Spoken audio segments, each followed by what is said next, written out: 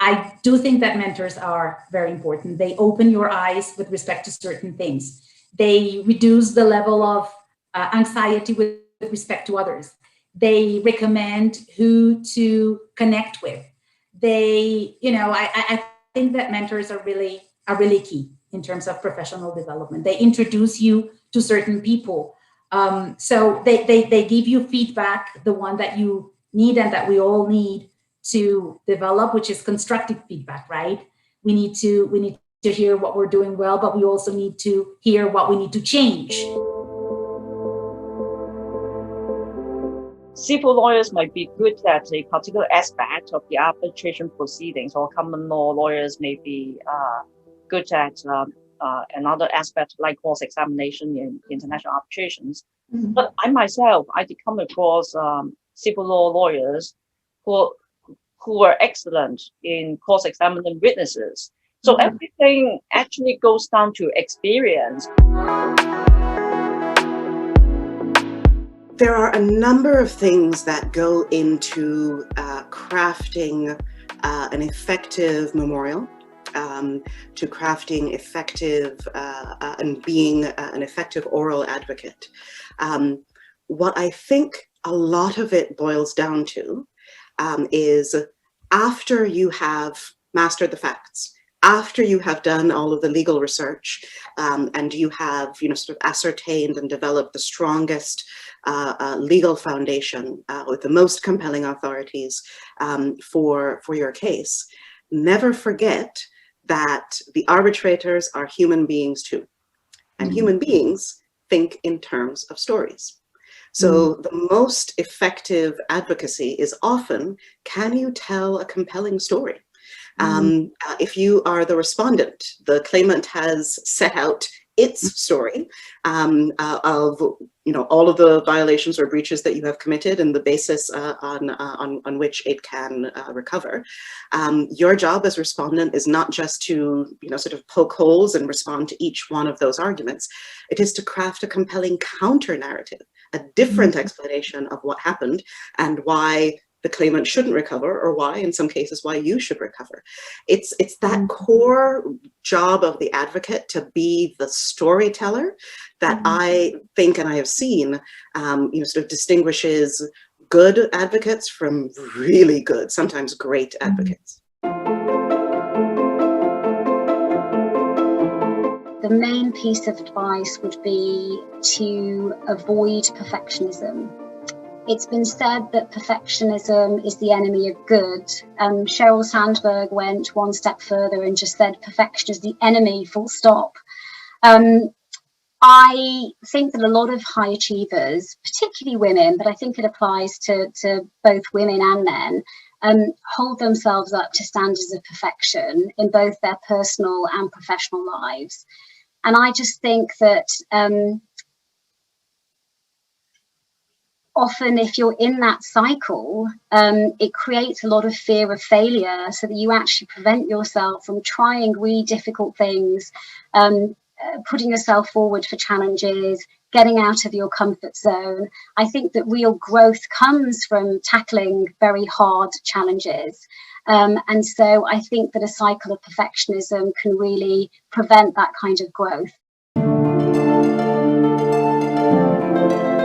I never say no. I never start out saying, no, it's not possible. I always start out saying, that's an interesting issue. I'll find a solution. Because I know that I will find some way around it, or at least I will try. It may well be that the law is black and white and there's no way around it, and it does happen. But, law being the law, it's, shades of gray. So you always can argue something, or you can always find a path to what you want to establish. So creativity has been very much, at the heart of what I've done especially, and that's something you can do in investment arbitration, for example, because it's such a field where, nothing is, it's very open and you can do a lot. I remember the first time we argued umbrella clauses, right? We did not create the umbrella clause. It was out there. It was just simply making the argument as to how it works and what it means. So yeah, get it out of your routine and get out of the just the box and try to think broadly and find a path to what can work. That's, yeah, definitely something that I've done because I like that. I like creativity. Don't pay attention only to arbitration. Nowadays, what is crucial for me when I hire an assistant, it's not arbitration. I know that he or she will, because they are generally passionate about international arbitration, will learn everything they need to, but put a lot of effort on substantive law. Another major difference that I can see in the development of the career of lawyers is when they truly master a certain area of law. It can be arbitration also. I myself, I became known in Brazil because of arbitration. But is there space right now for that? Or is it better for you to move a little bit and to be more dedicated to, as you mentioned in your own career, construction arbitration? Is it better to go to be specialized in corporate arbitration? Perhaps yes. So, but definitely, I think a good lawyer is the one who can truly master civil law and commercial law, the principles of law. It's not arbitration. It's an incredible method, but it's just a method. I think we just really have to adopt that paradigm shift. Let's not fall into that, as I said, cop out of just looking at the list of arbitrators who are the most renowned. It's, I think, the barrier really is sometimes our own clients. And I think we should play a more proactive role there and tell them, educate them that, you know, a lot of arbitral institutions now are actually encouraging diversity in terms of cultures, in terms of sexual preference, in terms of age, and explain to our clients what the benefits are of diversity. I am a zealous advocate, you know, and I will go all out for my clients' rights. But at the end of the day, I'm a vessel, right? I advocate their rights, whatever that may be. And you should sort of put that in perspective. If you internalize their emotion and sort of feel it as your own, then I think you're going to get into trouble. You know, to think that it's all on you and it's the be all and end all. But I think once you do, like me, once you've done sort of 30, 40, 50, 60 cases, and, you know, you remember how it was in 2010, you remember how it was in 2000, you know, and all the cases you've done in between, it gets easier. You know, you sort of think, yeah, I did this last time. Oh, I had the same situation, you know, 15 years ago. I had the same opponent 7 years ago. I had the same arbitrator 12 years ago.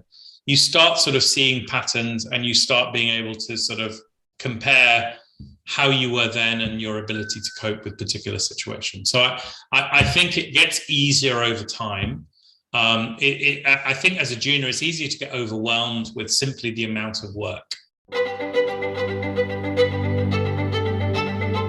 If you want to be involved in international legal practice, and depending on where you practice law, you may wish to choose, you may wish to study abroad, like, you know, country in United States, or sometimes potentially it could be UK, to be exposed to, first of all, different legal system. You know, I'm from civil law jurisdiction, so I wanted to study common law and get the qualification of common law. So the easiest option for me around that time was, you know, LLM of United States. So in terms of familiarity with legal system of different jurisdiction, it is a great opportunity to study abroad. That's number one. And number two, particularly if you want to change the working place, you know, if you want to, for example, join law firm in different jurisdictions, of course, it's better to get the qualification of that jurisdiction. So I, you know, worked briefly at Covington Burling, following the Harvard Law School LLM program.